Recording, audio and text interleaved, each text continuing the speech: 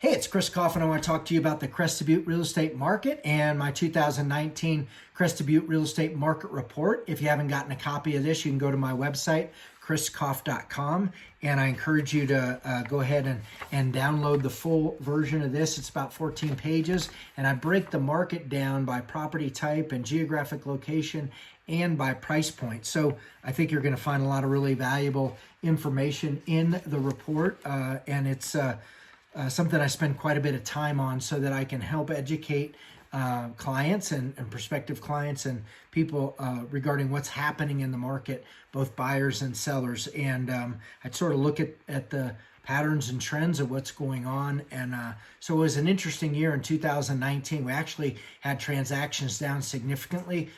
Total transactions, the north end of the valley, the Crested Butte area, 321 transactions versus 455 for 2018. That's a 30% decrease year over year, and significantly lower than even the past 5 years. So that was an interesting number. And then volume is down by about 5%. And so people ask me, okay, well, what is going on? Why are we seeing the changes in the market? And it's we're seeing ascending prices in Crested Butte in general. In the Crested Butte area, we've certainly seen pockets of high water marks. There's been a number of record-breaking transactions in downtown Crested Butte.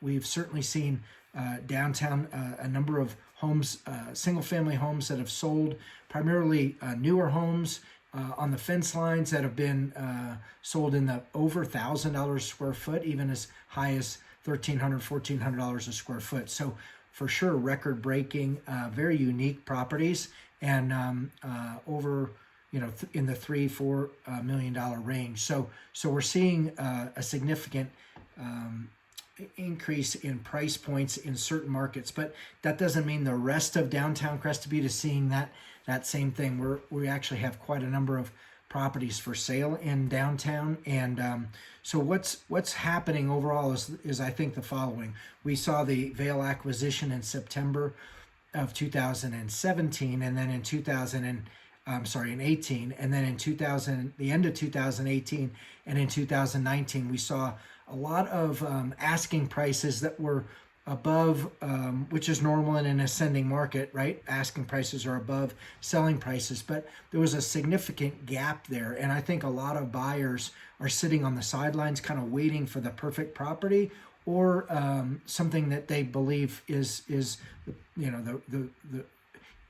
priced to the market. So we have seen the properties that have been priced to the market and are quality homes that don't require a lot of updating and remodeling aren't staying on the market that long.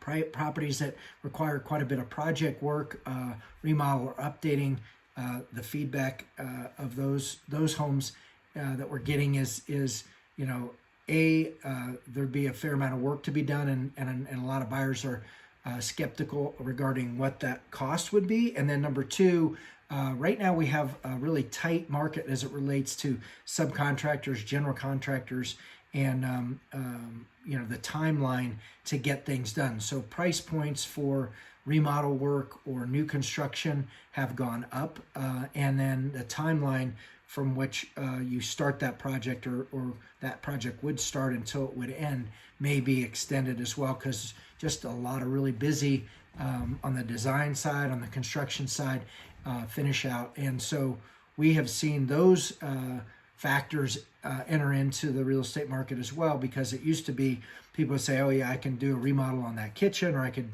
change out these bathrooms or do whatever, make a change to the home and make an addition or whatever. That was a fairly simple thing with a lot of contractors that were ready for the business. But now what we're seeing is those contractors are pretty busy. So I think that we're going to see the selling prices. We've seen some discounting and some selling prices come down or adjust down to kind of closer to the market. And I think we're going to see buyers come up a little bit, as well as we kind of have a normalization of the market through the winter season and perhaps into the summer season. But I think overall we're going to see the Crested Butte market continue to be healthy as a secondary market. As I commonly say, a lot of second homeowners who are buyers, they don't need a second home. It's not a permanent residence. They have a roof over their head in Texas or Oklahoma, Louisiana, Arkansas, Colorado, and in the Front Range, but they desire a second home, in that dream home that they can use to entertain family and friends and clients. It's a great thing to have a second home in Crested Butte, Colorado. So we're going to see a continued amount of epic past visitors because of the Vail acquisition, that are maybe some new visitors that come here, and comparing Crested Butte and the property values here to other ski resort markets, we still are a really, really good value. There's still a huge difference in a lot of other market areas for the amenities and all the things that you get in the Crested Butte package, if you will. So that's my kind of high-level overview. I go into some additional details. I encourage you to get a copy of the market report. I hope this is informative. If I can help you in any way, I always say I'm here to provide with my market report the big picture and all the details, but also a lot of people want to know specifically, hey, what is my home worth? Or if they're considering buying into the Crested Butte market, I'm happy to help you